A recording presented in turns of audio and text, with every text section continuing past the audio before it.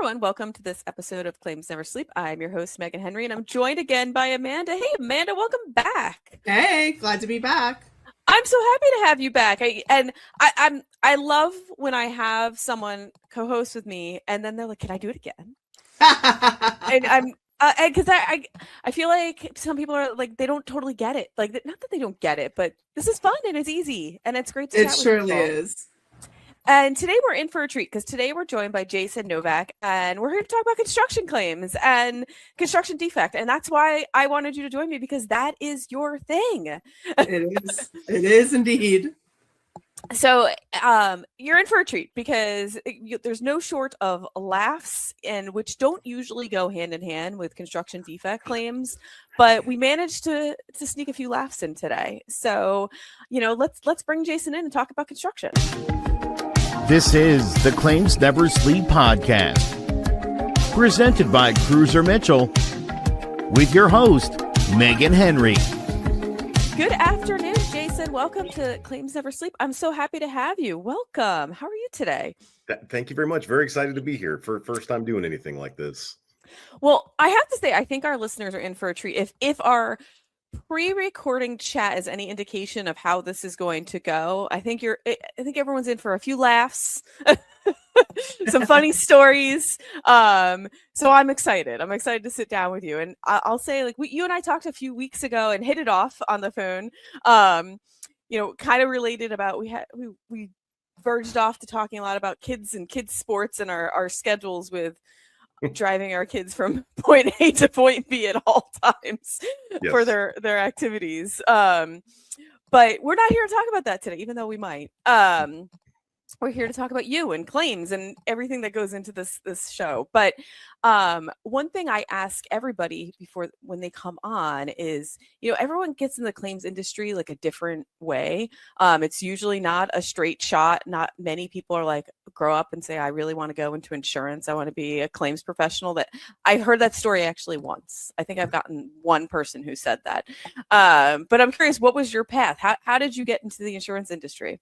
So that's a pretty funny story, as a matter of fact. So that was a good segue. So I had finished my degree, and I was looking for, a career, right? I need to get into something. I was doing medical insurance when I wrapped up my degree, and so just exploring, seeing what was out there. A large carrier put out, I forget what job site it was on, but they were doing like an open house, and they were specifically looking for people that either were recent graduates or just limited work experience. But even though you didn't know claims, you had the skill set for it, was the idea. I'm like, oh, okay, and a little description, and I'm like, sure, yeah, I'll go check it out, right? I'm exploring. So I go, and it ends up being, they do this really nice presentation, but it almost sounded like I was going to be like an old school gumshoe detective. I was going to have my little magnifying glass, going out solving mysteries and investigating crime. Oh, Sherlock Holmes action. Totally, right? And I'm like, wow. I'm like, and I felt like I had a mind for it. I'm like, this is really interesting. And specifically, they were looking for inexperienced people to get into commercial claims because they didn't really have a backlog of people, and they had some people that had been doing it for a long time. And I think the company was looking to make a little bit of a shift. And so, because I think traditionally it was, I don't know, you had to have like 5 or 10 years of personal lines before you ever got into commercial claims. And here I am just waltzing in like, hey guys, I'm here, So they give this whole presentation, right? Again, sounds like an old old school gumshoe detective. And as you can imagine, I get there to the job, and it is nothing like that at all, right? There's no investigations. There's no hot crime I need to go look into, anything like that. The cars that were promised, the cell phones that were promised, the computers that were promised, none of this. Oh man. At this specific location, right? And I'm like, what did I get myself into? And it was really, I've often referred to it as baptism by fire. I was almost out of the industry by the time I was done with this job. Like it was a rough go. In large part because the staff was very overwhelmed. And here you have, they ended up hiring like, I think 4 of us that no experience. We needed mentorship. We needed support. We had questions. Yeah. You know, I mean, my very first claim, it was like, here, read the claim file. It was still paper at that time. And so, you know, it was like, here, read the claim file and like, tell me what you think the case is worth. And I'm like, man, I don't know. Like, you know, you got to give me something, right? And then it was what like, an arbitrary thing too. It's just like, here, I know you've never done this. Let us know what you think it's worth. You're like, Yeah, let us know. $50? Like yeah. And all I remember from, you know, when I had been younger, which I was pretty, you know, doe-eyed at that time, but like what I remember was 3 times the damages or something like I just had a vague recollection of that. So that's what I came up with at the time. But yeah, no, there was nobody really available to kind of coach you up. And I just, you know, it's tough. Like even that particular example, it was like, once we arrived at the total, it's, you know, the person said, well, call them and settle the claim. And I'm like, what? Again, I've been doing this for like a week at this point. Yeah. I don't know, you know, you got to give me a little bit more. So it, you know, but I will say by the end of that, that stint, I certainly felt like, man, if I could survive this, you know, I'm feeling pretty good about my ability to, you know, continue on. But yeah, it was a rough go. I wasn't sure if this was right for me, but you know, a couple decades later, I guess so. You know, it reminds me a little bit of like when I first started practicing, and probably I was it sounds like a little better trained at that point, but I remember the partner I was working for gave me interrogatories, and she's like, here, can you draft responses? And I looked at them and I was like, I don't know how the hell to do this. Like, what do you mean draft? Like, I'm like, I have no idea. And I went into someone else's office and I was like, I'm supposed to do this. Like, what am I supposed to do? And it was someone who had been practicing for like 3 years. She's like, let me look at it. And she helped me out. So, and then I like ended up leaning on her. So did you find that you were like leaning on some of your other colleagues who had started a little bit before you to kind of figure out what to do? Or did you just kind of just figure it out on your own? Well, yeah, I mean, I sometimes wonder if I did figure it out during that tenure. But there was 4 of us that all started at the same time. So, I mean, we did put our heads together to try and figure stuff out, like as we were working through it. But there literally was nobody willing to, or maybe willing is the wrong word, maybe able to, because of the workload and the demands. There was just nobody available to us that we could really pull from. Like we would get answers to questions here and there, but it was almost one of those situations where if you didn't know what to ask, they weren't offering it up, right? Yeah. So you don't know what you don't know until you know it, right? And it was like, well, that would have been helpful up front. We did a lot of legwork to kind of arrive back to this point. So there was a lot of that going on, and it was, there was one guy that got hired who was he had a JD, so he had a little bit better understanding, I think, of what was going on. But so maybe kind of leaned on him. But I mean, he was arguably, maybe a half step ahead of the other 3 of us. He was figuring it out too. Because I think after he got his law degree, if I remember correctly, he was doing like property management for just a little bit before he came over into claims. And so he didn't really have much of a background that translated over. Yeah, I mean, other than like the fundamental law education, no. I mean, like that, obviously that is very valuable, right? But for I think what they were asking of us, right? It's a parallel, but it's not exactly like apples to apples, right? Yeah, like compatible. Yeah. And so I think he had certain concepts when they were talking about it, but I guess in practice, I mean, he was just as Bambi trying to stand up for the first time like the rest of us, knock knee and not sure which way to go.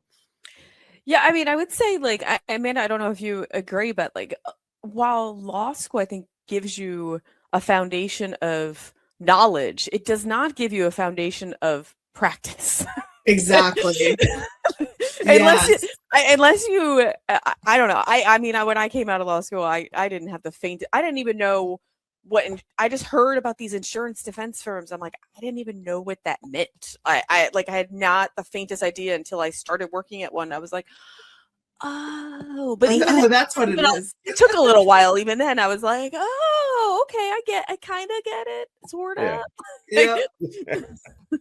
Yeah, I mean it's true. I mean, and kind of back to something you said at the beginning. It's like, yeah, I don't know that I've met anybody that said that they grew up wanting to get into this specific line of business. I will say it's been very rewarding. It's turned out really well for me, but I as a kid, that was not even remotely a a thought in my mind. I wanted to be a professional wrestler, I wanted to do, something on the radio, something like that, but not insurance claims. What is that? What are we talking about?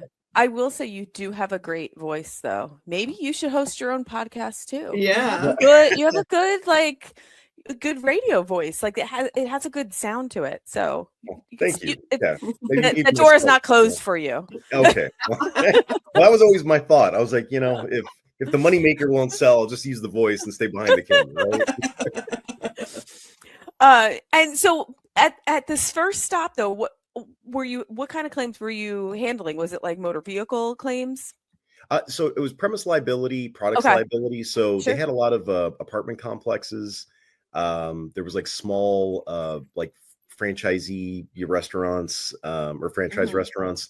And just anything from broken teeth to like a gate smacked the vehicle, stuff like that. Not really high exposure until I was there for I think 2.5, 3 years. Not until maybe the last year that I started getting some higher exposure stuff out of that. Like a lady I remember was going up some steps at her apartment complex, outside steps, not to the actual building.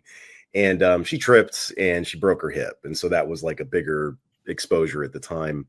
But a lot of it was pretty small. But I mean, in retrospect, it was like, wow, that would be a cakewalk today, right? In some regards. But volume aside, right? Like that would be a cakewalk. But it was very paper driven. They were very just, boxes needed to be checked and letters, needed to go out, and kind of almost like the value of the claim, it took a little bit of a back seat. So it was, but again, it was good because it helped, right? Yeah. Going forward, I've seen this, I've seen how this works, right? And again, I've got no point of reference at this point. And it's like, all right, so is this how it's going to be everywhere? Or is this, is this just here? And is this always appropriate? There's a lot to kind of glean from it and take and move on. But yeah, so a lot of premise liability, products liability, no construction for those first few years. So then what was your next step? I hopped right into construction defect. Okay. There was a fairly mass exodus of that claims department, which from what I've said might not sound so surprising at this point. And there was a third party administrator that was setting up shop a couple cities over. And one of the people in my department knew somebody over there, and they said, look, we need to up staff by I think it was 6 people, something like that. They were getting a big account and they just needed bodies in California specifically. And so I went over to talk to the guy, and he was like, well, you don't know anything. But fair. I don't, but, that guy likes you and you seem like you might be able to do it. Right. And so we'll give you a shot. I'm like, great, thanks. It was interesting. It was time and expense billing rather than a salary. And so that was a whole other, now this is something new too, right? So learning construction defect and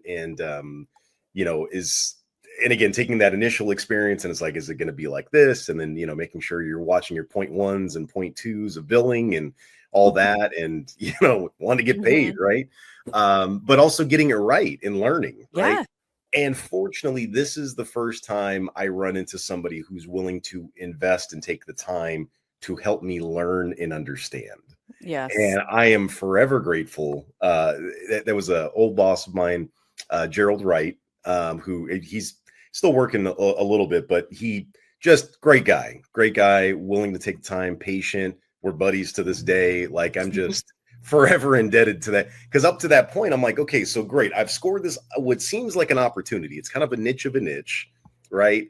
But I don't really know anything about construction defect, right? I get the concept in general, but I don't know anything about it, right? Yeah. And, here are these policies, and it sounds like the endorsements or exclusions, or what do we call them, are going to be a little more important.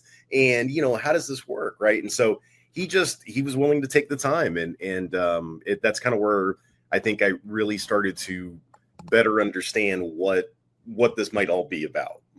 Yeah, well, because you found a mentor. Yeah. Right. Yeah. And that really makes a huge difference in in anywhere, but it helps your growth. And then now you had someone you could actually teach you how to do things the right way. And not that the other way is always bad. Like, it's not horrible to jump in and just try to figure it out. You just might pick up some bad habits. I mean, there's that. I think about, like, looking back at it, I'm like, was anyone concerned with leakage? What if I was paying on something I shouldn't have, right? Yeah. Or overpaying, I'm like, I didn't know. I mean, I was trying my best legitimately, but I didn't know, right? It was one of those things. You don't know what you don't know until you know. Exactly. It. Yeah. But yeah, fortunately, at this next stop, again, I found somebody willing to take the time. And I was there for, I should say there was a couple iterations of that third-party administrator, but I actually was working with the same client carrier for over 8 years at that point. That's good. And so, yeah, I kind of grew with that book and had different roles.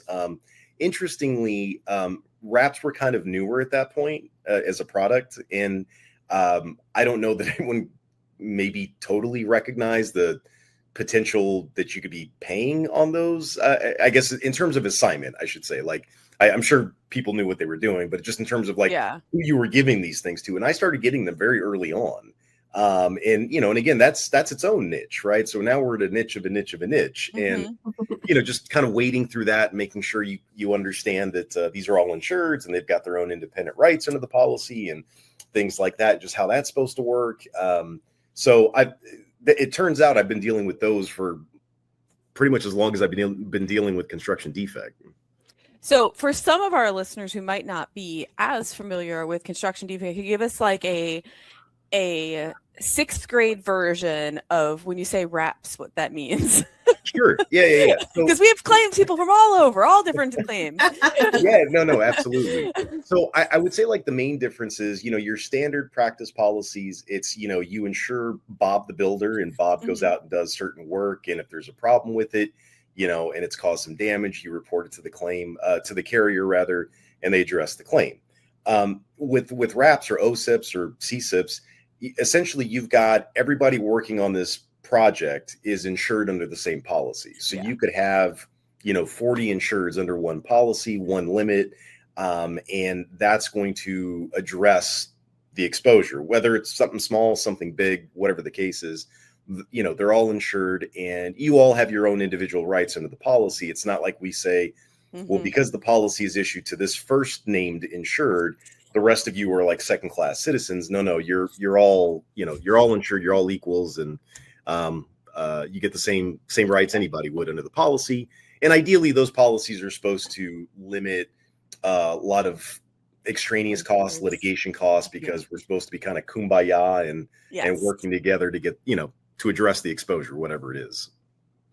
Yeah. And I definitely think it's the better approach, because especially in construction defect matters, I mean, in any matter, when you're pointing your finger at the other defendants, all it does is make the plaintiff happy. Exactly. They're like, great, they're fighting. It only helps them. Yeah. Conquer and divide, or divide and conquer. Yeah. So to kind of take a cohesive approach, that reality is more likely than not, there is no defect here. Or if there is, we're in it together rather than pointing fingers. It makes the litigation process go a little more smoothly. Yeah, absolutely. I mean, I've got a case right now where the first name insured's personal counsel had actually started the litigation by pursuing a claim against the owner for monies not paid. Mhm. Then a tale as old as time, the owner turns around and says, well, you did a terrible job and I've got all these construction defects and now I need you. Counterclaim. Right. So like, okay, so now we're involved, right? Now you've called us out, right? So we're here. So, we got panel counsel on it for our first name insured, and we're just kind of getting everything, going. And then unbeknownst to us, the personal counsel for that first name insured has now filed a cross action against 8 subs who are all enrolled in the policy. And I just found out about it. Like, this is 48 hours ago. I called the panel counsel. I'm like, do you know what's going on? Because I see he didn't file it. It was the other, attorney, right? I'm like, do you know why? Is there a compelling reason as to why this happened? And he's prepping for his own separate trial. And he's like, he called me a couple days ago. He's like, I'm going to follow up with him, find out what the story is. And I'm like, we don't want this. There's like, it is just going to ratchet up cost, and it doesn't change the pot of money. It's still, I think in this case, it's a $2 million limit. Like, it doesn't get any bigger by bringing these parties in. And the tenders the tenders for defense had already started trickling in. 48 hours had passed. That's it. Mm-hmm. And they were already saying like, defend, I need a defense. I need a defense. And it's like, I get it. I'm going to try and stop this, so you don't have anything to worry about. I don't have anything to worry about, but, and it's a lack of familiarity with it, and just assuming that because this is how I handle all the other cases, I'm going to handle this case the same way. And that's a great way to spend a lot of extra money without having to. Yep. Yeah. A lot of people aren't familiar with wraps like that. Right. And I'm gonna throw this out to both of you though. How do you go about like educating others without being condescending about it? But like, because like I'll say most of the construction defect cases I deal with, it is every party for themselves, and there is finger pointing abound. And so I can see why this starts happening. But like on your side, how do you start to, for lack of a better term, educate the parties on to the real scenario there? Like it seems like maybe they don't understand. Yeah, you kind of have to ease them into it. Yeah. Let me hold your hand. Let me hold your hand. Let's go for a walk with me. Like, let's talk. Yeah, I think first asking like the why, right? Because every now and then there is some compelling explanation as to like why that might have happened. I know I've got a case in might be Montana or Idaho. I'm not sure, but our first name insured insisted that we file a cross action against the implicated sub. And peeling back that onion a little bit, I'm like, well, but why? Like, because again, it's not going to change the bucket of money. And what he explained is that their policy, I think it's like a $50,000 or $100,000 deductible. Mm-hmm. Their contracts are set up where that obligation would get passed down to that implicated subcontractor, provided that they're brought into the litigation. Like that was the whole thing for it, right? And I'm like, okay, understood, right? Yeah, and it's like, because a lot of times they may have contract language that dictates it, but it doesn't necessarily require that, right? And this one did, unfortunately. And so it was like, all right, I understand, we'll make this work. We'll make this work. And so we took the steps and assigned separate counsel, and everything's moving forward as it should, but that's the exception. I mean, most of the time it's again just a recipe for more cost. And so a lot of times after hearing the explanation, which is generally like, well, this is they seem to be responsible, and the contract says that we've got this indemnity language in our favor, and a whole myriad of things that sound like a very standard approach to doing it. I'm like, okay, but they're all insured under this policy, right? So, and just trying to walk them through and check any tone or frustration at the door, right? Because clearly, and like, because bottom line is like, you're a competent person. If you knew this information, you wouldn't have taken this step, but you took the step because you didn't have this information. So I'm going to lay it out. Total ignorance of what exactly how it works. Yeah. And so and then once they know, it's usually like, all right, we can, just kind of talk about what our options are, either to pull it back or, maybe get a tolling agreement or whatever, just to kind of not make it a hot button issue and nobody's incurring a bunch of costs because this was errantly done. Yeah. Yeah, I mean, it just seems like a great method to control defense costs too. So you, like, feasibly, I guess you have these subs that, you know, they could hire their own counsel, but feasibly everyone could be defended by or represented by the same counsel because you're under the same policy. I can understand, like, okay, well, but I'm unsure, you know, people feeling or entities feeling not at ease with that. Yeah. But it's the overarching concept seems to be like, okay, well, we're all under one umbrella, so we can save on defense costs and have one attorney, one liability expert. Yeah. not 17 liability shared costs. Right. I mean, it really does. I mean, it's exactly what you're saying. I mean, the idea is that it's a more of a, I mean, I jokingly say kumbaya, but really it's supposed to be like a, you know, a shared approach, common interest, eliminates a lot of the finger pointing, not totally, but most of the time it eliminates it, or a good majority of it. Yeah. Saves on costs. And, you know, assuming there's a proper insurance tower, I mean, you're really, nobody's left holding the bag, you know, and nobody's, you know, on both sides. I mean, plaintiff or the insured side, right? Like they're not, everybody's covered basically. It's just a matter of like, how exactly are we going to land this plane? But like everybody is going to get, you know, everyone's in the plane safe. It's going to land. Everyone's going to get out. It's going to be great. You know? Exactly. And I do like it. I mean, it's because I still deal with, you know, the standard policies as well. And yeah, I mean, you know, I don't have to deal necessarily with the co-carrier drama sometimes of a time on risk, you know, argument that makes no sense or whatever. I'm not, you know, begging anybody to just do the right thing. It's like, I'm in control of the limits, right? You know, and everybody that's enrolled, it's like, we're driving towards a common goal, right? Exactly. And, you know, it just seems to go smoother. Not to say it does not have a myriad of challenges along with it, but I think that aspect is a lot smoother. I think it does what it's supposed to do in that regard. Definitely. So, and I Jason, I believe you and I talked about this though when we were on the phone, but are there any areas or jurisdictions that you're seeing more of an uptick in litigation compared to others?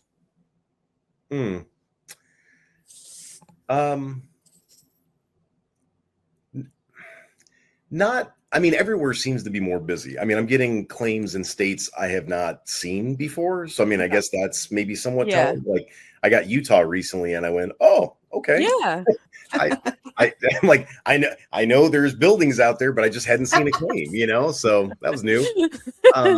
You know, it's, I mean, it's still California heavy. It's still Florida heavy. It's still Texas heavy. For this particular role, I am kept out of New York. There's, I think, like a designated desk for that. Labor law. So I don't know about the volume or if it's upticking over there or not. But I will say everywhere seems to be more busy, and I do seem to be seeing claims in states that I had not. Like, and again, I've been at this place for over 5 years now, and maybe not until the last 12 months that I start seeing some of these other states. So it's possible it's a new business area for us, but it's also perhaps indicative of just an overall uptick.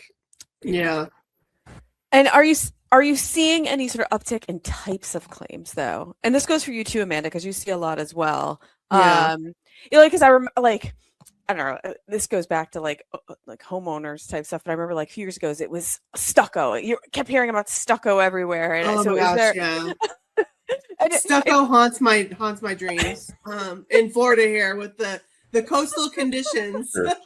Sure. I know, and a lot of stucco homes. Yes. For myself, I would say one thing that started to happen, and it's not like a epidemic yet, but you know, typically with construction defect claims, it's you know, it's long tail, right? It's you know, the work was done, years have passed, and now we're saying, hey, you know, the stucco's cracking, you know, in a way that it shouldn't, the concrete's cracking in the way that it shouldn't, you know, things like that. But again, we're, you know, depending on venue, we're 5 years, 8 years later, things like that.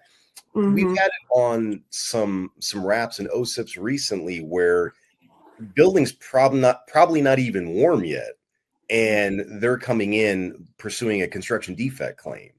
It's not unusual that we might get a, if let's say it's like a renovation and there's some component of the building that was existing, and you're doing the renovation and you damage part of the existing, so it's happening during construction. That happens, and that's not so unusual. Or again, a neighboring property gets affected.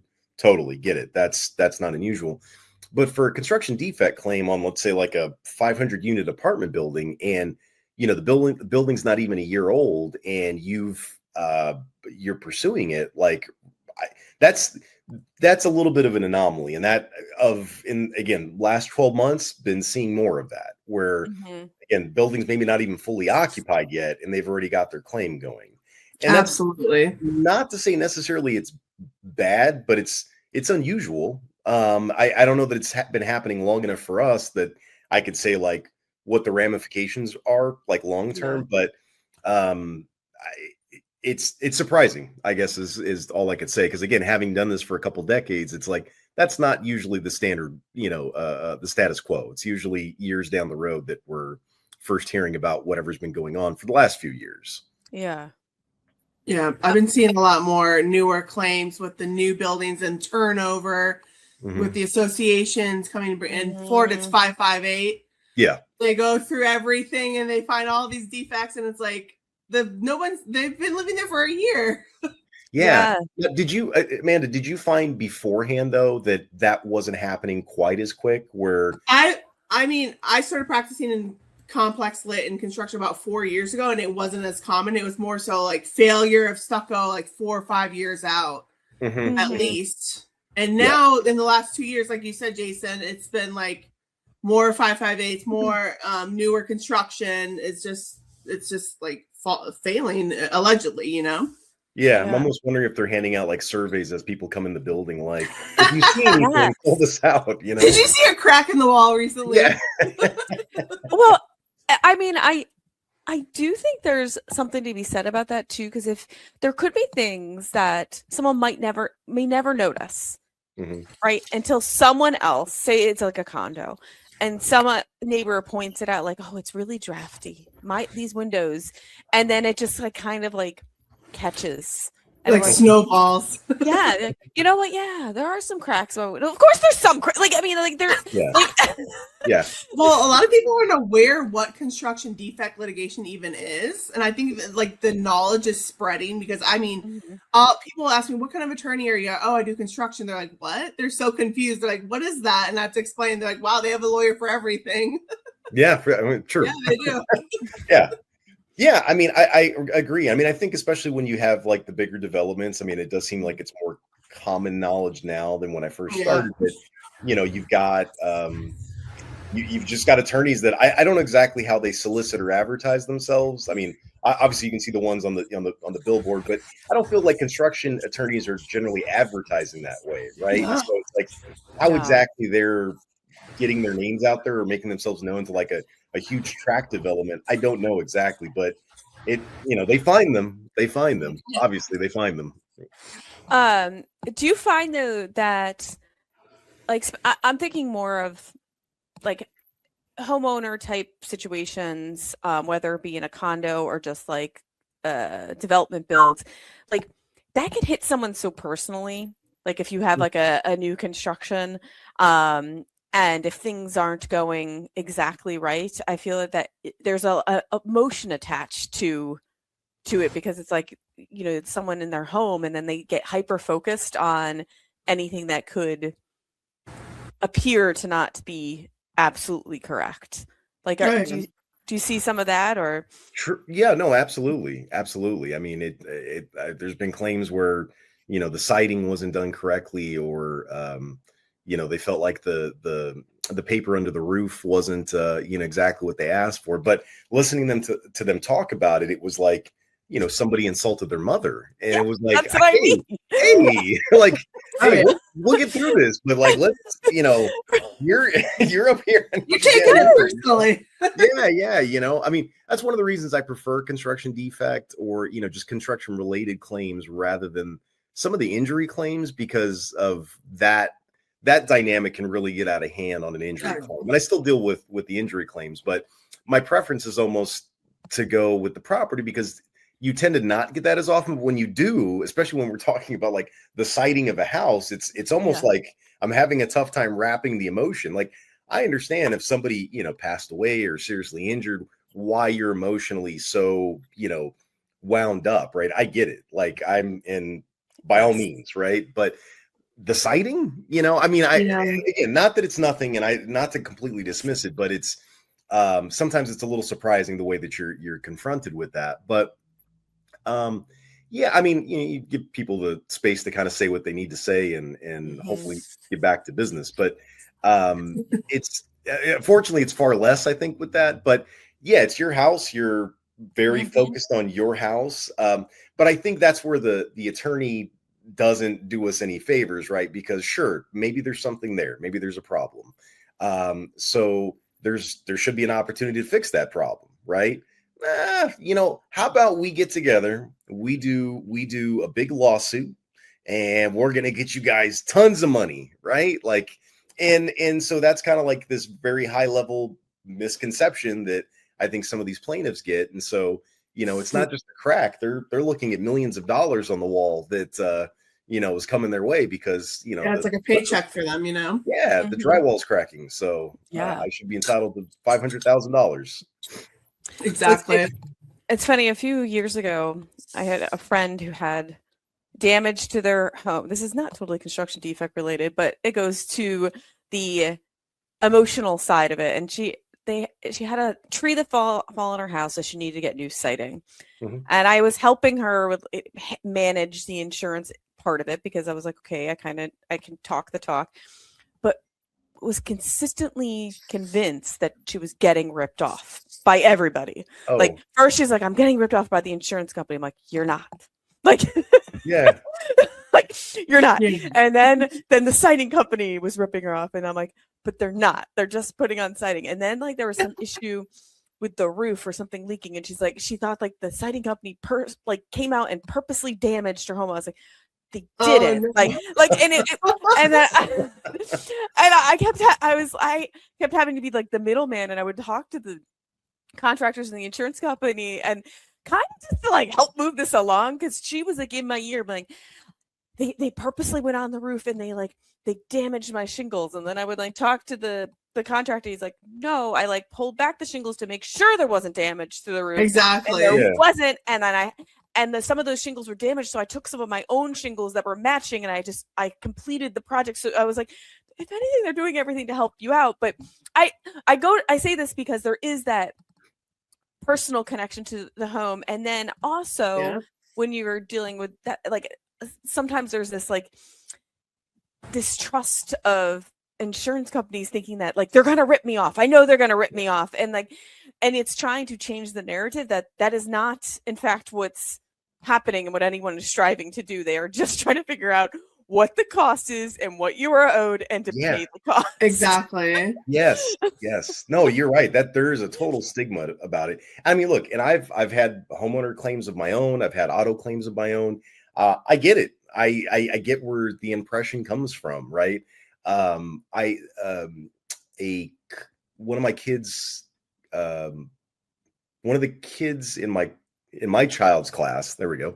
One of the kids in my child's class, they were on vacation and their house caught fire. And I just, it was totally, and very, very interesting burn in that the outside of the house looks completely fine. The inside just baked, like things melted off the wall. Like, very weird, right? How did that happen? What was it? An electrical fire? Yeah, electrical fire. Tell us more. What was the cause? Well, yeah. I mean, I had questions too as soon as I heard it. I'm like, because he said that, like, look, other than the fire department knocking in the front door and putting a hole in one spot in the roof to like do whatever they were going to do, when you look at the outside of the house, it is completely intact. It does not look like it burned at all. Yeah.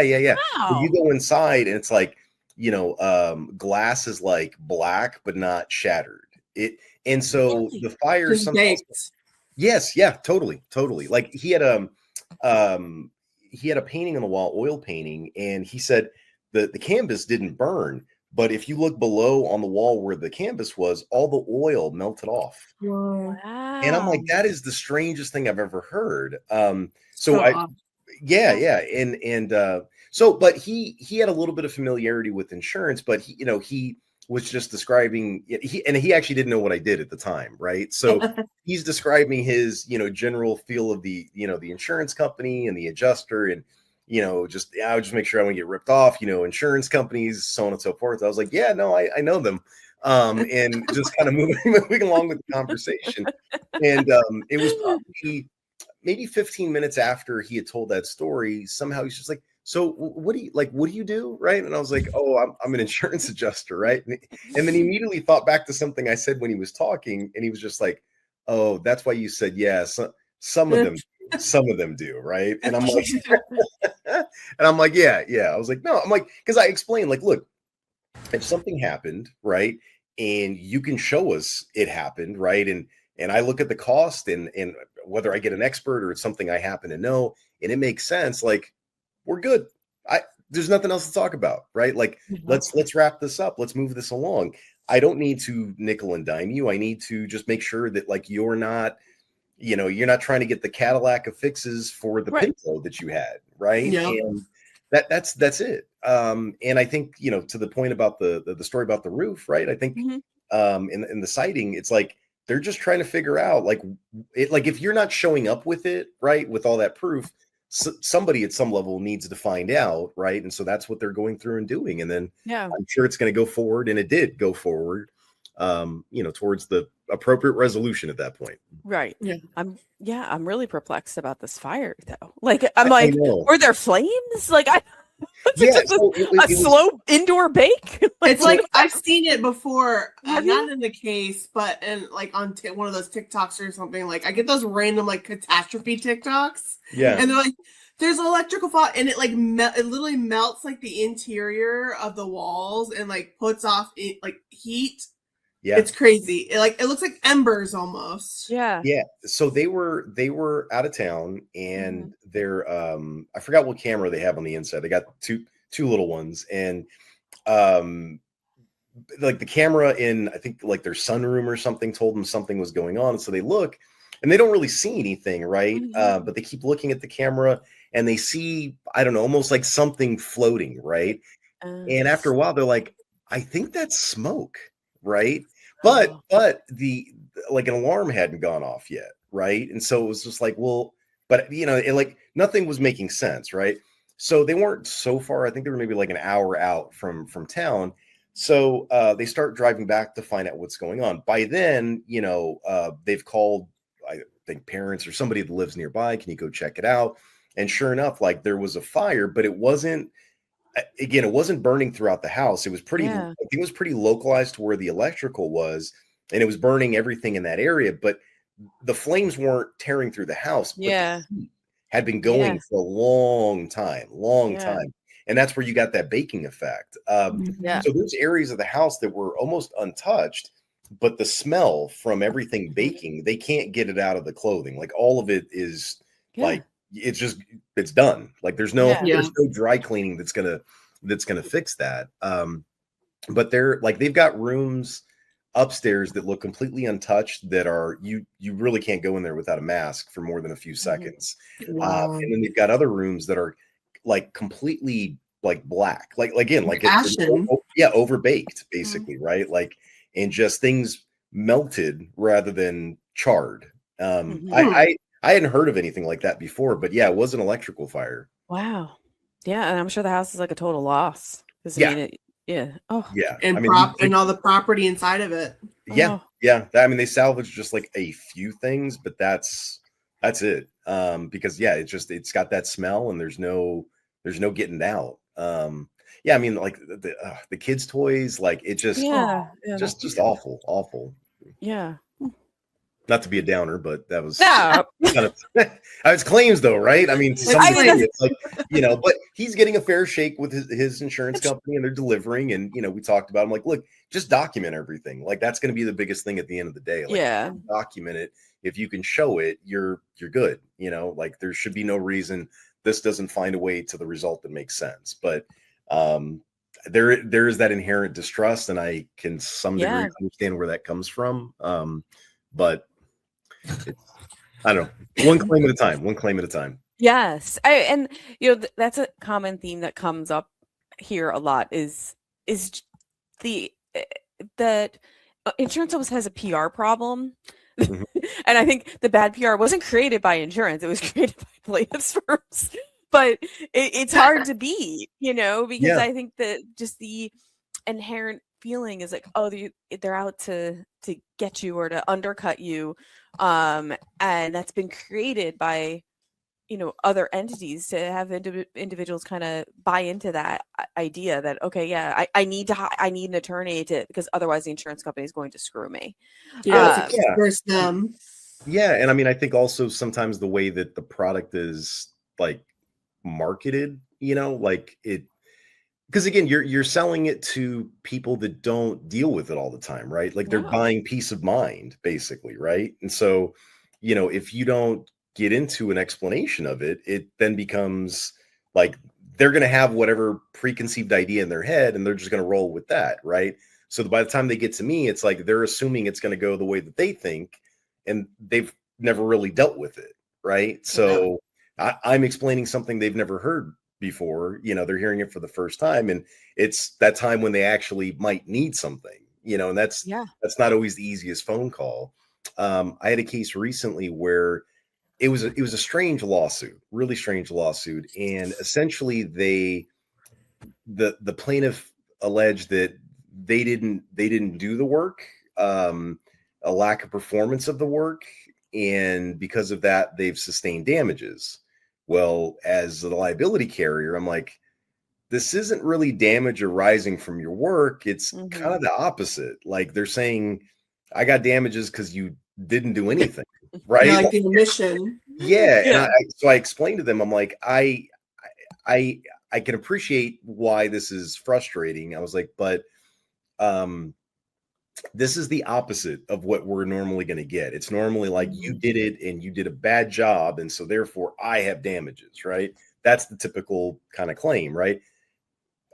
There's not really a path to coverage here. It's not damage arising out of your work. They're literally saying the opposite here. Yeah.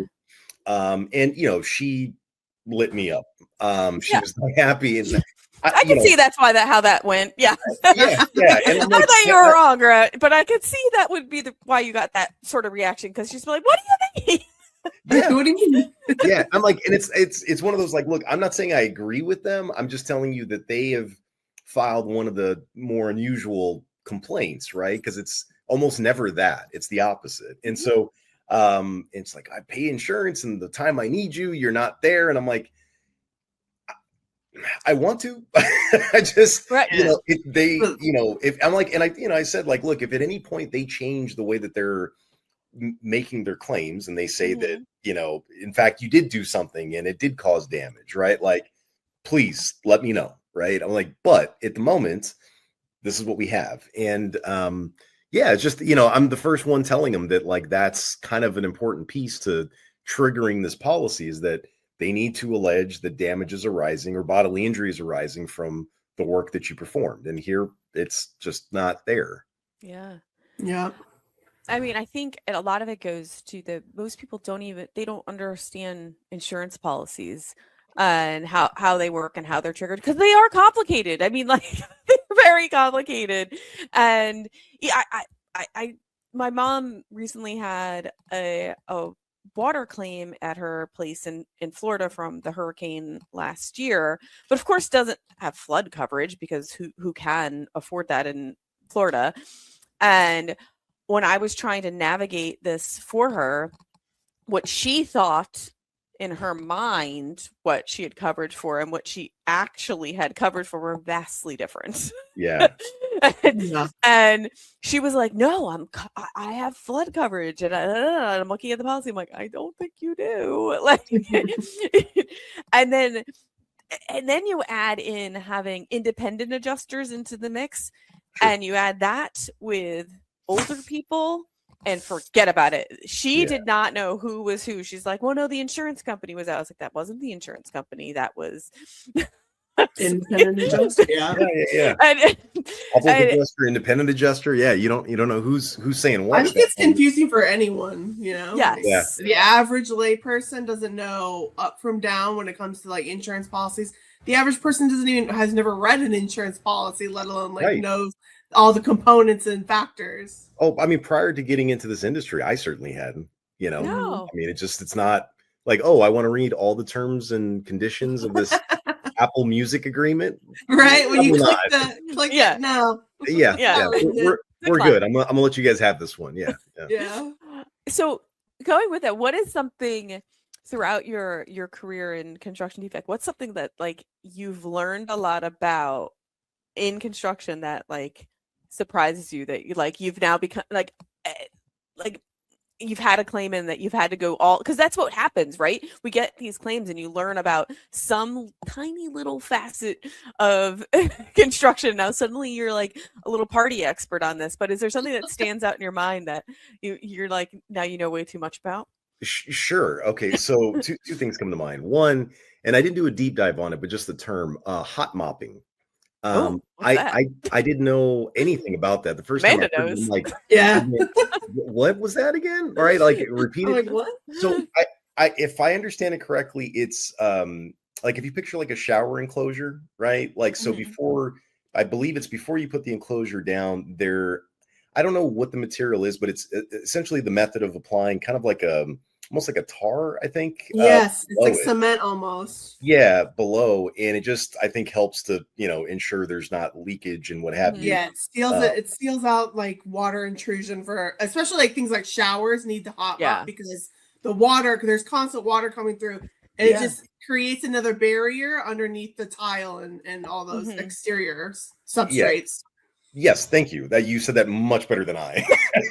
I'm nerdy about stuff like this. The first time I heard that, I'm like, surely you're making this up. Like, because I was so new to the industry that I was just like, they're pulling my leg. Like, you want me to go somewhere and say hot mopping and get laughed at. That's what this is, right? This is a fake. This is you're not coming up with this.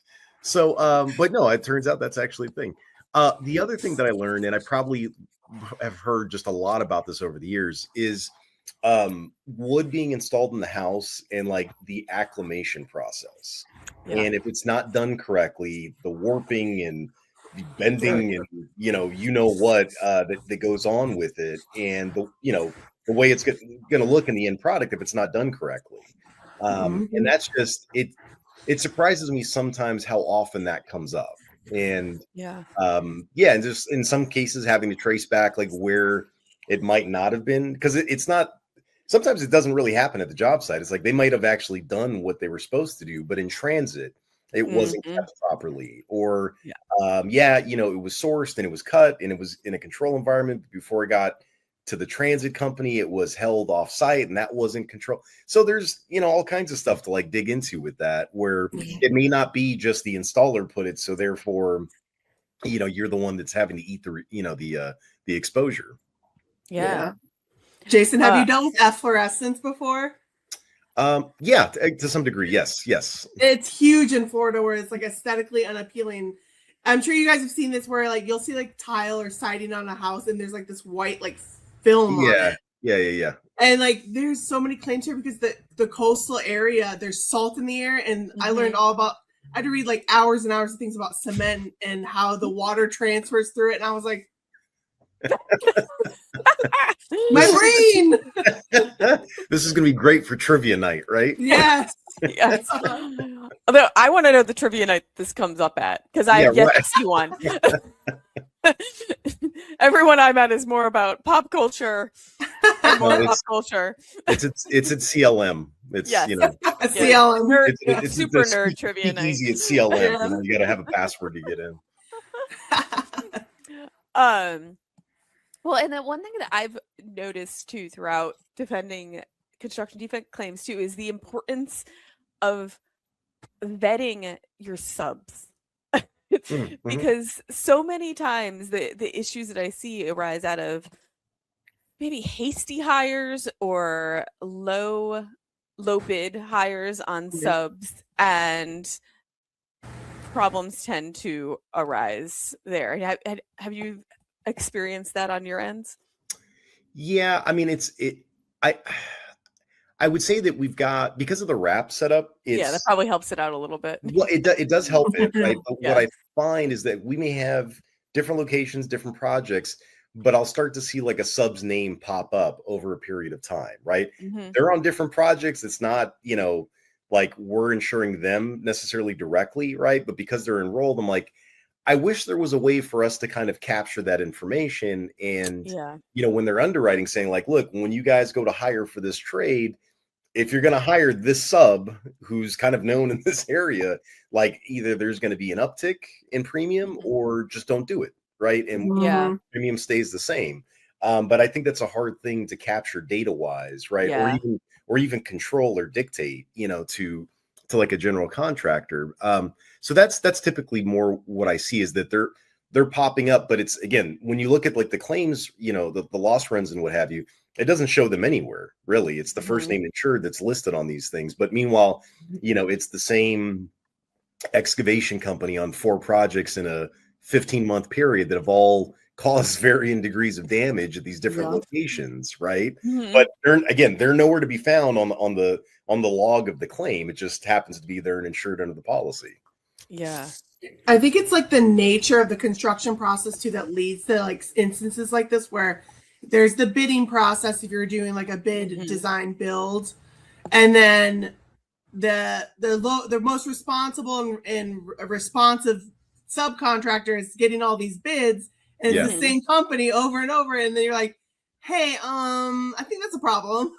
Yeah. And it's like, how do you address that? I mean, it's more of an underwriting issue, right? It's like, so we can, every now and then I'll if I see something consistently enough, like I'll let them know. But again, from their end, it's like, that's not who they're engaging with, right? They're engaging with, again, big developer A, right? And I don't know how you control that, or even if you can control it at all, right? It's like they're going to hire who they're going to hire, and that's part of what they're charging the premium for, right? So I think it's just more of a calculated risk is, I think, the approach. But I do wish, at times, like when we see like regular offenders, it would be nice to be able to say like, little red flag, anybody but that guy. You can't hire that guy, Well, because I see it on my end, because sometimes I'm defending those people, those entities, and you're kind of like, yeah. Yeah, I mean, hindsight's 2020. Yeah, oh, totally, right? Like, gosh, I wish these contracts were better, right? Like, I mean, how many times have you had that conversation, right? Like, reporting to the carrier, or even to yourself, you're like, yeah, I wish this was a little bit better drafted. Yeah, I wish there was just they had a team involved, a contract drafting team. Yeah, I mean, it's almost like someone should have written this better.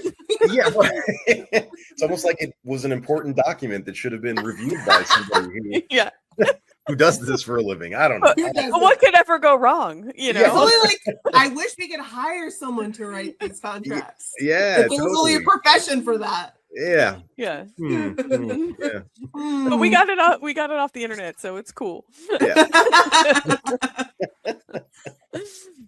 Exactly.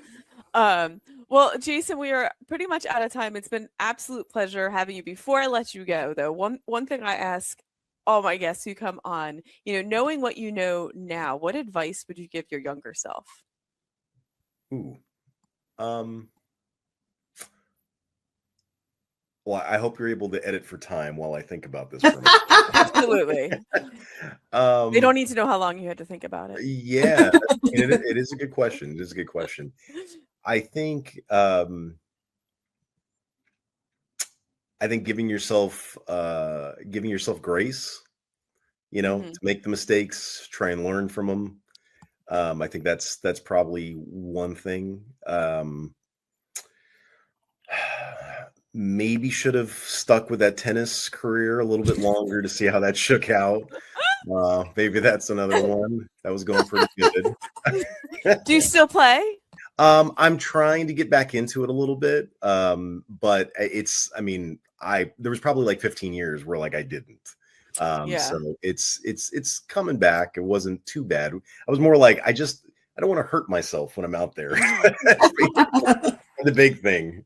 I played tennis my whole life, and I'm currently also on like a I guess retirement hiatus, and I got back into it a while ago, and I found I have a hard time with tennis now because I can't do it sometimes. Like I either have to play 3 days a week or not at all, because it's a very frustrating sport, I think, to play sometimes, because then like you mess up and then you're mad at yourself because you're like, I knew I know how to do this, but I can't do it. I can't execute it right now because I'm not playing enough, but I don't have time to play as much as I want to play, so I just won't play at all.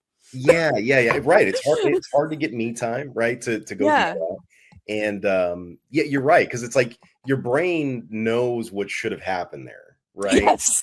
But you're just not in a position yet to do it, right? And I went out there with somebody who he's about the same age. We didn't know each other back then, but we actually played on some of the same like circuits back in the 90s. And he he was hitting shots that I'm like, I know with more practice I could have got to, but I told myself before I got started that day, I'm like, that happens. I'm like, just let it go. I'm like, you're not trying to be a hero. I'm like, we don't want to tear an ACL. We don't want to pull a hammy while we're out here. Just let it go. You know, you'll get them once you're up to speed, you know? So again, back to giving yourself grace, right? Yes. You know, like not being too hard on yourself, but yeah, in my head, I was screaming at myself a little bit in the moment. And now I'm going to go on a tennis tangent before I close up, but do you like, and I apologize for the pickleball players out there, but do you judge the pickleball players being like, 100%. Yeah. Because you play pickleball because I judge them too. And I'm like, maybe I should start playing pickleball because I can't play tennis as well anymore. Well, no, you know that it's pretty easy. Well, right. So, like, as a tennis player, I can play pickleball, right? There's like no problem. I can hop into it. And you're right. If I can't play tennis, maybe I should just play pickleball because I don't need to do as much to be able to do it, right? But a pickleball player cannot slide right into tennis. It just absolutely not. No. I mean, they're so different. There's a few exceptions. I'm sure someone out there is like, hey, no, I can do it, right? But for the most part, the average pickleball player cannot just slide in and play tennis. I agree. You guys would hate this. My building has 2 beautiful tennis courts, and they just converted them into 6 pickleball courts. Drives me crazy. That happened nearby. The one I played on as a kid. That a lot of that structure got converted to pickleball, and I'm like, memories. Yeah, just desecrated. It's there's like a country club nearby that I don't belong there, but there was like a short stint. I was like a pool member there, and they got rid of their tennis courts to add for parking. And I remember being annoyed because I was like, oh, I would have just started to play tennis. And I kid you not, I saw an announcement now they now built new pickleball courts, and I was like, what the? You got the court space. What did you do? And I'm like, whatever. I know, but thinking about it, I mean, you bring up a good point. And like with tennis, I'm like, I do feel before I really go out and maybe just start either challenging people or just, playing wherever, I'm like, I felt like I need to get up to a certain level again, right? Before doing that. Pickleball, I don't know that I would think twice of just grabbing the paddle and getting to it, right? So you'd be fine. Maybe I just need to let it go and be done with it. I don't know. Yeah, I'm with you. Next time we'll see where I'm at, Yeah. Well, Jason, it was an absolute pleasure chatting with you. Thank you so much for joining us. And of course, for all our listeners out there, if you like what you hear, please like and subscribe to Claims Never Sleep. You can find us on your favorite streaming platform as well as YouTube. And thanks for tuning in. This is the Claims Never Sleep podcast, presented by Cruiser Mitchell, with your host, Megan Henry.